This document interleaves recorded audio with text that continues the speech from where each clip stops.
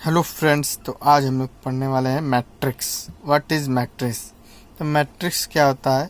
Matrix कुछ नहीं होता है, किसी भी डाटा को रिप्रेजेंट करने का एक वे होता है, एक तरीका होता है जिसे हम मैट्रिक्स कहते हैं। जैसे आप लोग ये एग्जांपल देख रहे हैं, राधा, फैजू, सिमरन, 3 लोग हैं। तो उनके पास नोटबुक्स कितने हैं, पेन्स कितने हैं, इसको दर्शाने के लिए हम एक मैट्रिक्स बना लिए हैं। जैसे इधर नोटबुक लिख दिए रो में, और सेकेंड रो में पेन से लिख दिए। फर्स्ट कॉलम में राधा, सेकेंड कॉलम में फैजू, थर्ड कॉलम में सिमरन। तो ये डाटा प्रेजेंट करने का तरीका है, एक आसान वे है किसी भी डाटा को रिप्रेजेंट करने के लिए। तो देखो 15 नोटबुक है राधा के पास, 6 पेन है राधा के पास। फैजू के पास 10 नोटबुक है और 2 पेन है। और सिमरन के पास 13 नोटबुक है और 5 पेन्स है। ठीक है, तो ये क्या है, एक तरीका है मैट्रिक्स, और कुछ नहीं है। तो इसके बाद हम चलते हैं, नेक्स्ट पॉइंट हमारा ऑर्डर ऑफ मैट्रिक्स। तो ऑर्डर ऑफ मैट्रिक्स क्या होता है? तो किस किस ऑर्डर में मैट्रिक्स हो सकता है? अधिकतर मैट्रिक्स आपका मिलेगा या तो रेक्टेंगुलर शेप में या तो स्क्वायर शेप में, 2 शेप में मिलेगा। ठीक है, पहला इसका शेप होगा रेक्टेंगुलर। रेक्टेंगुलर शेप में भी आप लोग को मैट्रिक्स मिल सकता है, रेक्टेंगुलर शेप। और दूसरा स्क्वायर शेप। स्क्वायर शेप में भी आप लोग को मैट्रिक्स मिलेगा। 2 ही शेप में आप लोग को मैट्रिक्स मिलेगा। जैसे ऑर्डर ऑफ मैट्रिक्स होता क्या है, जैसे जैसे मान लेते हैं ऑर्डर है हमारा 3x2 का मैट्रिक्स है। 3x2 का मैट्रिक्स क्या होगा? 3 रो बोल रहा है। पहला जो होता है वो रो को दर्शाता है, जो सेकेंड होता है किसी भी मैट्रिक्स का वो कॉलम को दर्शाता है। तो 3 रो हो जाएंगे, तो 1 1 1 और A1 2। ठीक, 2 कॉलम है, कॉलम 2 हो गए, 2 कॉलम, 1 कॉलम 2 कॉलम, 3 रो 1 2। अभी सेकेंड रो बचा है A2 1 A2 2, फिर A3 1 A3 2। ये क्या हो गया? 3x2। ये 3x2 का जो कि मैट्रिक्स हो गया, जो कि रेक्टेंगुलर शेप में है। क्योंकि ये 3 है तो ये 3 हो जाएगा, इधर 2 है, जबकि इसलिए ये रेक्टेंगुलर शेप में है। अब आते हैं ऑर्डर ऑफ मैट्रिक्स जो स्क्वायर शेप में मिले। अगर स्क्वायर शेप में कोई मैट्रिक्स लेते हैं, जैसे 3x3, ये दोनों स्क्वायर शेप में अगर कोई मैट्रिक्स रहेगा तो उनका रो और कॉलम बराबर होगा। जब रो और कॉलम बराबर होंगे तभी जाके वो स्क्वायर मैट्रिक्स होगा, या स्क्वायर शेप मैट्रिक्स होगा, वो स्क्वायर ऑर्डर का मैट्रिक्स होगा। और जब दोनों में से कोई भी डिफरेंट होगा, अगर दोनों में से कोई भी सेम ना होगा, चाहे रो चाहे कॉलम, कोई भी एक डिफरेंस होगा, तो वो रेक्टेंगुलर मैट्रिक्स में ही आएगा। तो देखिए ये दोनों सेम है, तो ये क्या हो गया? स्क्वायर मैट्रिक्स है। पहचानने का सबसे आसान तरीका। तो ये किस प्रकार का बनेगा?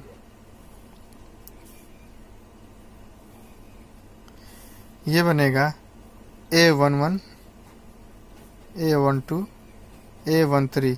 ये क्या दर्शा रहा है? A1 row first column, first row first column, first row second column, first row third column. ठीक है, पहला रो दूसरा कॉलम का एलिमेंट है। ये सब क्या एलिमेंट है? A21 A22 A23 A31 A32 A33। तो ये क्या हो गया? हमारा 3x3 का मैट्रिक्स हो गया। ठीक, ये 3x3 का मैट्रिक्स हो गया, जो कि स्क्वायर शेप में है। ठीक है, तो अब हमको लगता है आप लोग को पहचानने में नहीं दिक्कत होगा कि ऑर्डर ऑफ मैट्रिक्स कब कैसा होगा, क्योंकि अगर दोनों रो और कॉलम से होंगे तो उसको स्क्वायर मैट्रिक्स कहते हैं। अगर दोनों सेम ना हो, कुछ डिफरेंट हो, तो उसको रेक्टेंगुलर मैट्रिक्स कहेंगे। ठीक है, अब आ जाते हैं टाइप ऑफ मैट्रिक्स। मैट्रिक्स कितने प्रकार के होते हैं ये भी जानना जरूरी है। जैसे बोल दिया कॉलम मैट्रिक्स, कॉलम मैट्रिक्स बोल दिया तो इसका मतलब इसमें रो क्या हो गए? बहुत ज़्यादा हो सकते हैं, पर कॉलम क्या होगा? 1 होगा। जैसे मान लेते हैं कोई मैट्रिक्स है, एग्जांपल ले लेते हैं, ये मैट्रिक्स है। ठीक, यहाँ पे A11 A21 A31 ऐसे करके A41 चलता जाएगा। तो इसमें रो जो है, रो तो बढ़ता जा रहा है, 1 रो, सेकेंड रो, थर्ड रो, बस इसमें कॉलम क्या है? एक ही कॉलम है। जब एक ही कॉलम होगा तो उसको क्या कहेंगे? कॉलम मैट्रिक्स कहेंगे। ठीक इसी तरह आ जाते हैं next row matrix. Row matrix ठीक उसका उल्टा है।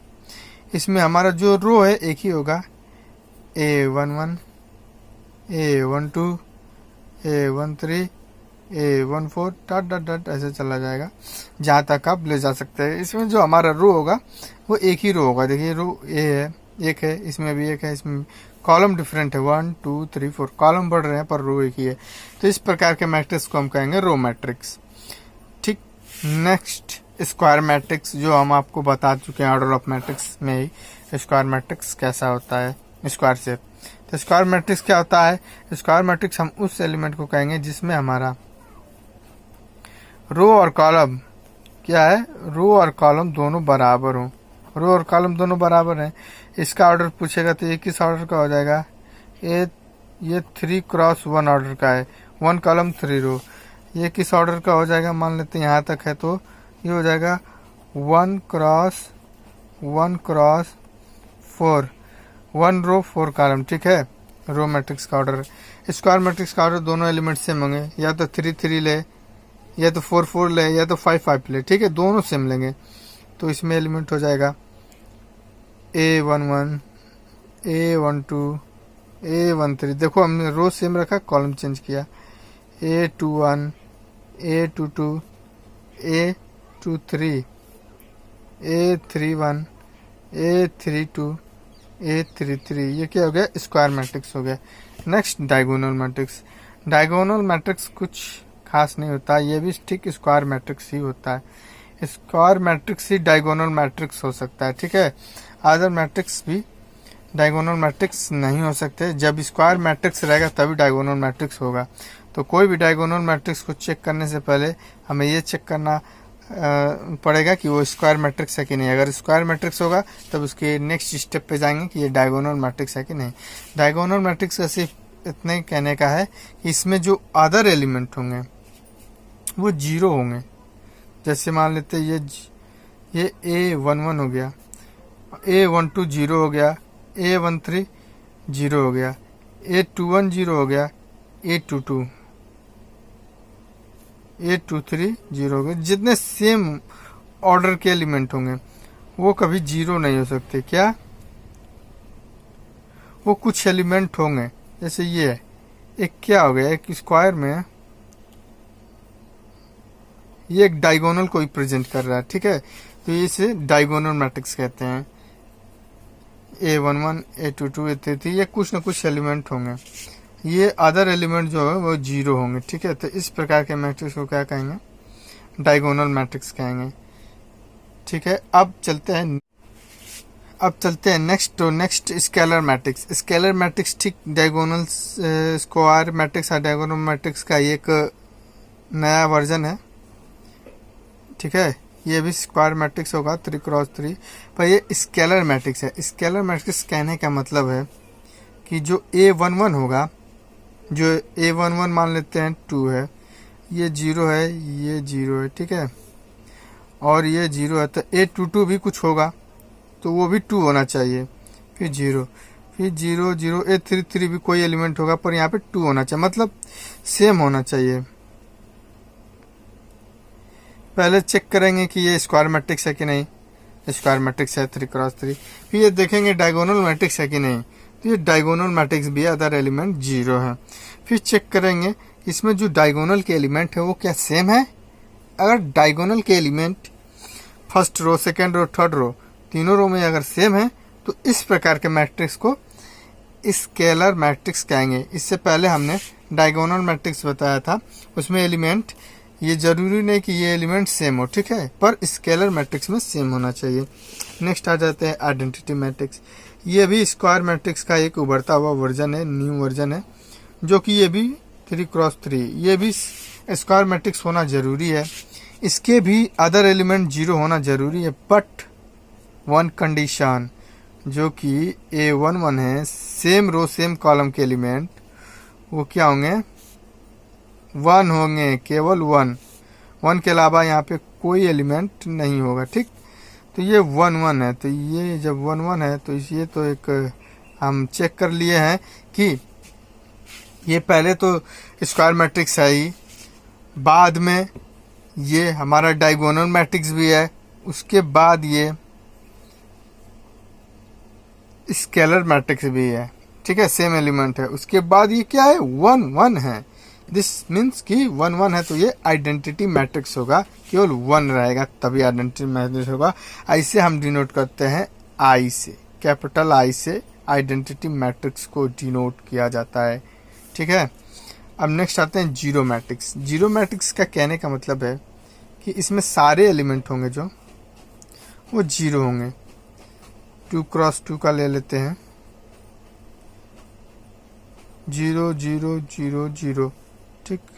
ये रेक्टेंगुलर भी हो सकता है। 3 क्रॉस 2 का भी ले लेंगे तो 0 0 0 0 0 0, ठीक। 3 क्रॉस 3 का भी ले लिए तो 0 0, 3 रो हो गए, 2 कॉलम होंगे, सब 0 0। तो इस प्रकार के मैट्रिक्स को जीरो मैट्रिक्स कहते हैं, ठीक। तो आज हम लोगों ने बहुत कुछ पढ़ा। अब जो है कि नेक्स्ट हम इक्वलिटी ऑफ मैट्रिक्स पढ़ेंगे। इक्वलिटी ऑफ मैट्रिक्स में 2 कंडीशन होता है। पहला कंडीशन कि ये स्क्वायर मैट्रिक्स होना चाहिए,